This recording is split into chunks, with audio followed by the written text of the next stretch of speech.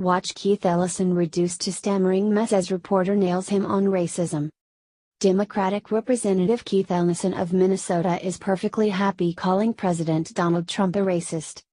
When it comes to exposing his racist past, however, he's a lot less happy with being called out on it on national television. The incident occurred as Ellison was being interviewed by CNN's Jake Tapper about the Supreme Court upholding the Trump administration's travel ban. When Ellison, a Muslim, called the ruling bigoted since several of the nations on the list were Muslim-majority countries, Tapper noted that two countries on the ban weren't Muslim-majority, North Korea and Venezuela. Ellison called North Korea a red herring.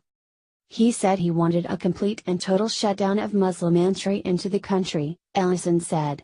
He didn't get the complete and total shutdown, but he got something, and he's celebrating that fact right now. However, Tapper noted that while Ellison was perfectly happy calling Trump a bigot, he had his own history with the racist, anti-Semitic and homophobic leader of the Nation of Islam, Louis Farrakhan. You've been decrying President Trump's bigotry. Obviously you used to follow somebody who continually expressed sexist, anti-LGBTQ and anti-Semitic bigotry, Louis Farrakhan. You've condemned Farrakhan's bigotry, but, Tapper began. I would disagree with that, Ellison interjected. I would disagree with that, sir, sorry.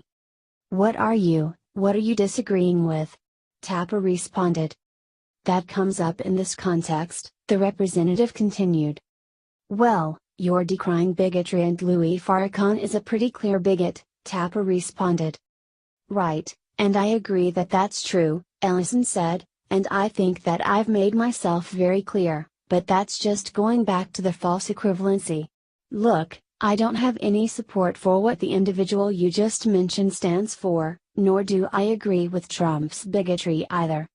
But that, again, he continued, you know, anytime somebody tries to say that something is unfair and bigoted, if you're gonna say, well, one time you sort of said something or somebody said you said something, and then so nobody can complain about bigotry.